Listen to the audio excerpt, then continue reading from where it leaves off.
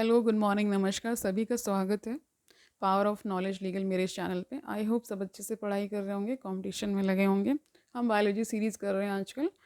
तो अभी आज हम एक नया चैप्टर शुरू करने वाले हैं, डाइजेशन एंड एब्जॉर्प्शन। ये ह्यूमन फिजियोलॉजी का विषय है, मतलब उसी में ही ये सारी चीज़ें आती हैं। तो आज शुरू कर रहे हैं, ठीक है, देखते हैं कितना कर पाते हैं। ओके क्योंकि चैप्टर्स आर वेरी लॉन्ग, तो इसमें ये होता है कि 2-3 पार्ट्स में हम कर पाते हैं, क्योंकि समझना इज़ मोस्ट इम्पॉर्टेंट। वैसे तो सारी चीज़ें हर जगह गिवन है, बुक्स में गिवन है, बहुत सारे वीडियोज़ हैं इस पर। लेकिन अब इसमें क्या हम स्पेशल कर पाते हैं, कितना अच्छे से हम इसको समझ पाते हैं, दैट इज़ मोस्ट इम्पॉर्टेंट। तो let's get started with the digestion and absorption today's topic. ठीक है, food is one of the basic requirements of all living organism. ठीक है, सबको पता है खाना हर लिविंग ऑर्गेनिज्म का बेसिक क्या है, रिक्वायरमेंट है, ज़रूरत है। The major components of our food are carbohydrate, proteins and fats. ये मेजर कंपोनेंट्स हैं, ठीक है, जिसमें कार्बोहाइड्रेट्स आता है, प्रोटीन्स आता है और फैट्स आता है। Vitamin and minerals are also required in small quantities. Vitamin और मिनरल्स भी हमें चाहिए होते हैं, लेकिन उनकी क्वान्टिटी स्मॉल होती है। ठीक है, food provides energy and organic materials for growth and repair of tissues. Food ही क्या करता है, एनर्जी हमें देता है, और जितनी अंदर रिपेयरिंग होती रहती है ना, अंदर जब हम सोते हैं तो रिपेयरिंग होती है, और जब हम जाग रहे होते हैं तो भी कुछ ना कुछ प्रोसेस चलता रहता है। ठीक है, वो टिश्यूज़ की रिपेयरिंग ही होती है। ठीक है, तो water we take in plays an important role in metabolic processes and also prevents dehydration of the body. जो हम पानी पीते हैं उसका रोल क्या होता है, मेटाबॉलिक प्रोसेसेस में हेल्प करता है, और क्या करता है, हमें डिहाइड्रेट होने से बचाता है। इसीलिए कहते हैं ना, पानी खूब सारा पीजिए। Bio macro molecules in food can not be utilise by our body in their original form. तो जो बायो मैक्रो, मतलब मैक्रो का मतलब होता है बड़ा, माइक्रो मतलब छोटा।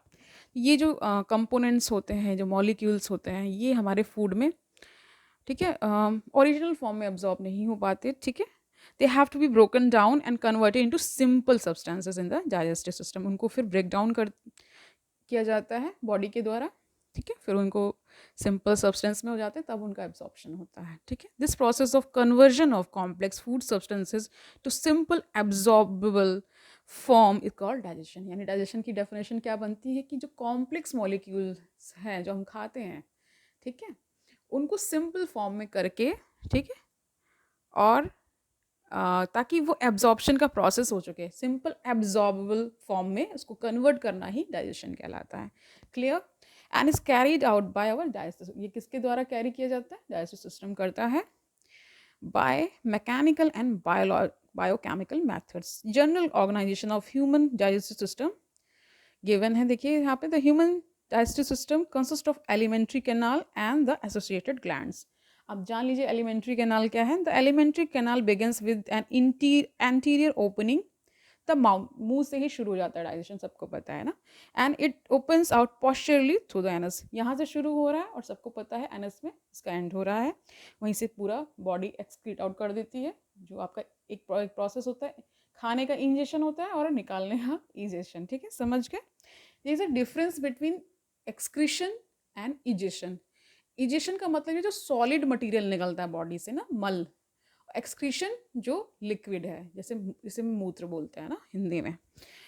तो mouth leads to the buccal cavity और द ओरल कैविटी। तो माउथ के बाद बकल कैविटी आ जाती है, जैसे ओरल कैविटी भी बोलते हैं। तो oral cavity has a number of teeth and muscular tongue. हम सबको पता है मसल से बनी हुई है टंग हमारी ना, और टीथ भी है हमारे पास। Each tooth is embedded in a socket of jaw bone. हर एक जो हमारा दांत है, tooth is the singular and teeth is the plural, सबको पता है। ठीक है, तो टूथ जो है हमारा कैसे, उसमें एम्बेडेड एक सॉकेट बना हुआ है, ठीक है, जॉ बोन में। Okay, this type of attachment is called thecodont. और इसी अटैचमेंट को जो सॉकेट में जॉ बोन में हमारा वो पूरा है, इसी पूरे जो हमारा अटैचमेंट, इसको क्या बोलते हैं, थीकोडॉन्ट बोलते हैं। Majority of mammals including human beings forms 2 sets of teeth during their life. देखिए 2 तरह के दांत होते हैं, सबको पता है। एक जो है a set of temporary milk, यानी कि मिल्क टीथ, जैसे दूध के दांत बोलते हैं ना, तो उन्हीं को कहा जाता है डेसिडियस, क्योंकि वो गिर जाते हैं अपने आप। ठीक है, replace by a set of permanent और एडल्ट टीथ। फिर उसके बाद परमानेंट टीथ आ जाते हैं, जैसे एडल्ट टीथ भी बोलते हैं। दिस टाइप ऑफ डेफिनेशन, इसी डेफिनेशन को क्या कहा जाता है, डायो डाइफायोडोंट, डाइफायोडोंट, ठीक है, क्योंकि 2 बार आते हैं ना दाँत इसलिए। An adult human has 32 permanent teeth which are of 4 types. सबको पता है एडल्ट के पास 32 दाँत होते हैं और ये 4 तरह के दाँत बताए गए हैं, ठीक है, 4 डिफरेंट टाइप्स, जिसको क्योंकि अलग अलग हैं, हेट्रो मतलब डिफरेंट होना, इस शब्द को पकड़िएगा, ठीक है।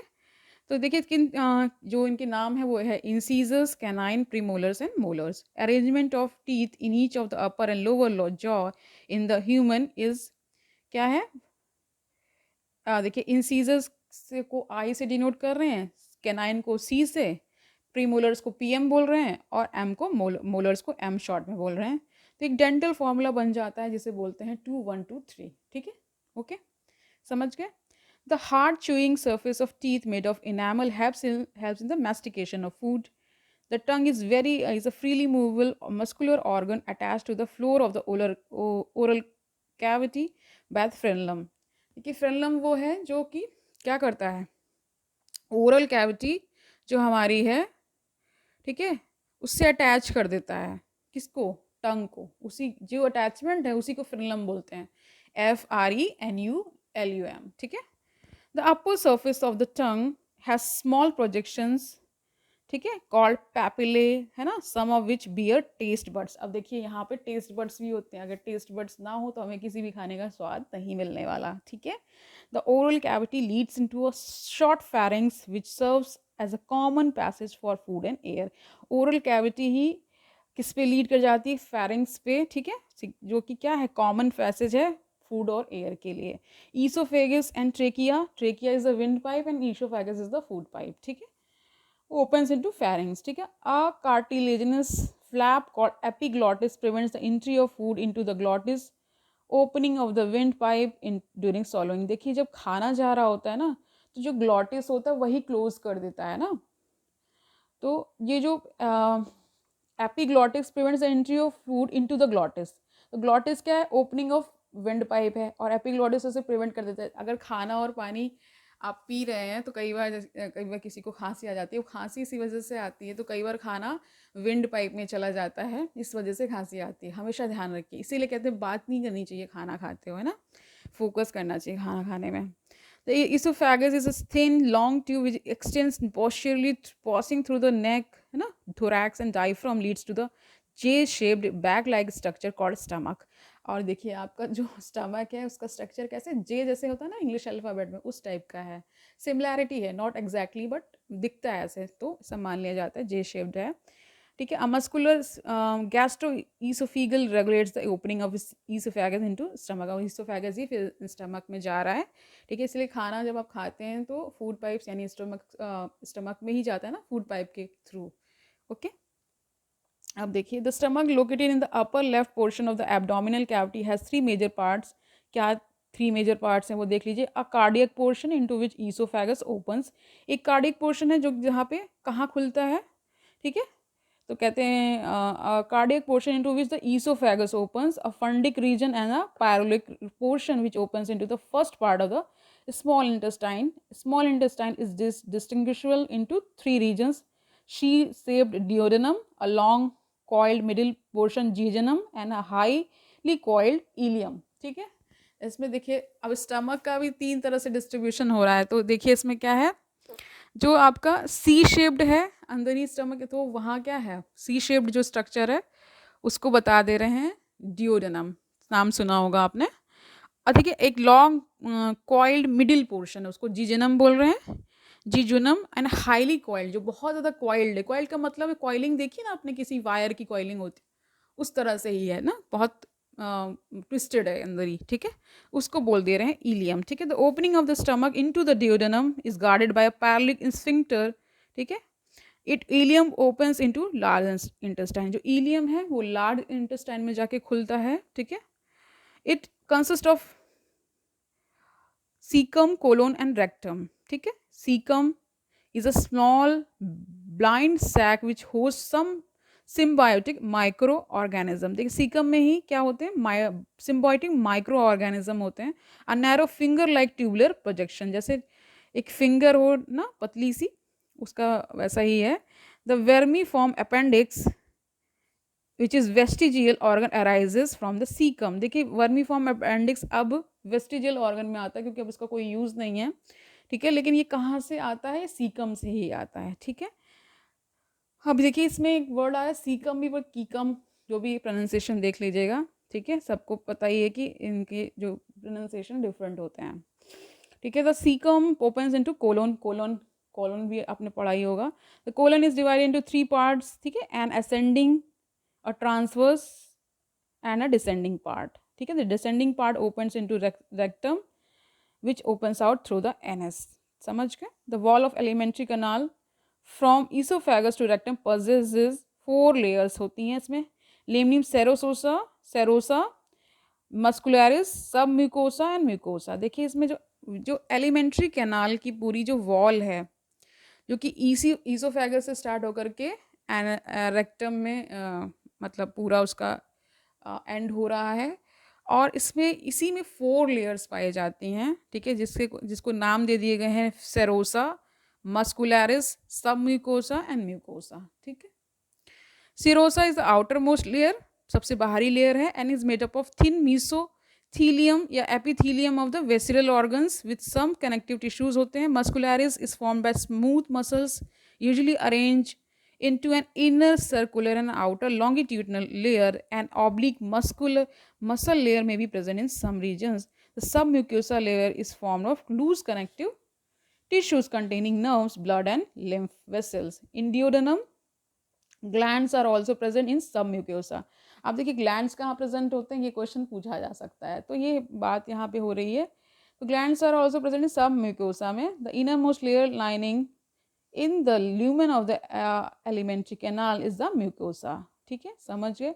This layer forms irregular folds in the stomach and a small finger like projections, ठीक है, कॉल्ड विल्लाई या विल्ली, जो भी आप पढ़ लें इसको, इन द स्मॉल इंटेस्टाइन। देखिए यही यहाँ पे ही सारा एब्जॉर्प्शन वगैरह होता है, ठीक है,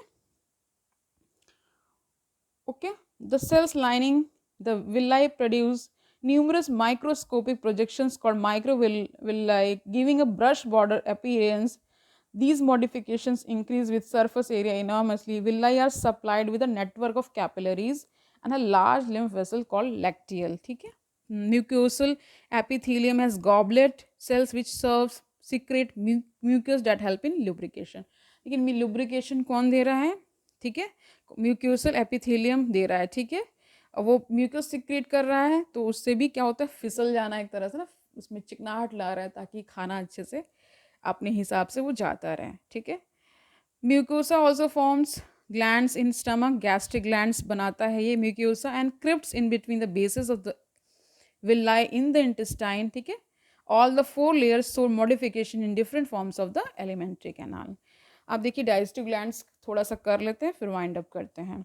Digestive glands associated with the alimentary canal include the salivary glands, the liver, and the pancreas. Saliva is mainly produced by 3 pair of salivary glands: the parotids, जो चीक में प्रेजेंट होते हैं, the submaxillaries, the submandibular lower jaw में, and the sublinguals below the tongue present होते हैं ना। These glands situated just outside the buccal cavity secrete salivary juice into the buccal cavity. Liver is the largest gland of the body, weighing about 1.2 to 1.5 kg in an adult human. देखिए एक जो वयस्क इंसान है उसके जो liver का वजन है वो कितना है, मतलब 1.5 किलो के आसपास होता है, 1.2 से लेकर 1.5 के बीच में वैरी कर सकता है, ठीक है। It is situated in the abdominal cavity में प्रेजेंट होता है, just below the diaphragm and has 2 lobes. Diaphragm के नीचे ही होता है, तो 2 लोब्स होते हैं इसके पास। The hepatic lobules are the structural and functional units of liver containing hepatic cells arranged in the form of cords. hepatic cells present होते हैं क्योंकि नाम से ही जान रहे हैं, hepatic lobule structural and functional units हैं ये लीवर की, ठीक है। each lobule is covered by a thin connective tissue sheath called the Glison's capsule, ठीक है। the bile secreted by the hepatic cell passes through hepatic ducts and stored and concentrated in a thin muscular sac called gallbladder. gallbladder का आपने नाम सुना होगा, ठीक है, पित्त की थैली। the duct of gallbladder along with the hepatic duct from the liver forms the common bile duct, ठीक है। तो बाइल डक्ट का मतलब होता है ट्यूब लाइक स्ट्रक्चर ना। इंडोक्राइन ग्लैंड्स को बोला जाता है डक्टलेस, क्योंकि उसमें कोई ट्यूब नहीं जा रही होती, वो डायरेक्टली अपना सिक्रेशन ब्लड में डाल देते हैं, इसीलिए उनको डक्टलेस ग्लैंड्स बोला जाता है ना, without any tube. Okay fine. The bile and the pancreatic duct open into the duodenum and the common hepatopancreatic duct, which is guarded by a sphincter called the sphincter of Oddi. ODD, ODDI है, ठीक है। The pancreas is a compound both exocrine and endocrine। देखिए pancreas दोनों types के glands में आता है, exocrine और endocrine both. elongated or organ situated between the limbs of the U-shaped duodenum. U shape, देखिए जहाँ पे यू शेप बना रहा है डिओडेनम, तो वहाँ पे क्या बता रहे हैं, पैनक्रियाज का होता है, वहाँ पे वो लोकेटेड होता है। The exocrine portion secretes an alkaline pancreatic juice containing enzymes, and endocrine portion secrete hormones, insulin and glucagon. तो आपको सभी को पता है, क्योंकि पैनक्रियाज इंडोक्राइन भी है, तो वो क्या हार्मोन सिक्रेट करता है, इंसुलिन और ग्लूकागॉन ये सिक्रेट करता है। एक्सोक्राइन है तो ये क्या, एल्केनिन पैनक्रियाटिक जूस सिक्रेट करता है, जो कहीं ना कहीं डाइजेशन और उन सब चीज़ों में हेल्प करता है। ठीक है, तो आज के लिए इतना ही रखते हैं, बाकी हम इसका पोर्शन कल इसको कंप्लीट कर लेंगे। ठीक है, तो इम्पॉर्टेंट है, कई कई बार पूछ लिया जाता है मेनली कैसे कैसे, क्या लोकेशन है, क्या डिओडेनम है, क्या आपका पैनक्रिया, कहाँ पे जूस सिक्रेट होते हैं, स्लाइवरी ग्लैंड्स क्या है ना, ये सब शुरू पूछ लेते हैं ना। लार्जेस्ट ग्लैंड क्या है, ठीक है, other than skin. Second is the liver. ठीक है, इंटरनली आप जान सकते हैं कि वो लीवर है। ओके, इंटरनल ऑर्गन्स की जहाँ बात हो रही होगी, जहाँ केवल ऑर्गन की बात हो रही है दैट इज स्किन। ओके, इसमें कंफ्यूज मत होइएगा, क्वेश्चन ये पूछा गया है। ओके, तो आज के लिए इतना ही रखते हैं, आराम से पढ़िए, इंजॉय करते हुए पढ़िए, और ये याद रखिए कि कोई आपका साथ देने के लिए है। तो देखते रहिए वीडियोस, बायोलॉजी सीरीज चल रही है, इसका आप भरपूर प्रयोग करिए। ठीक है, ऑल द बेस्ट।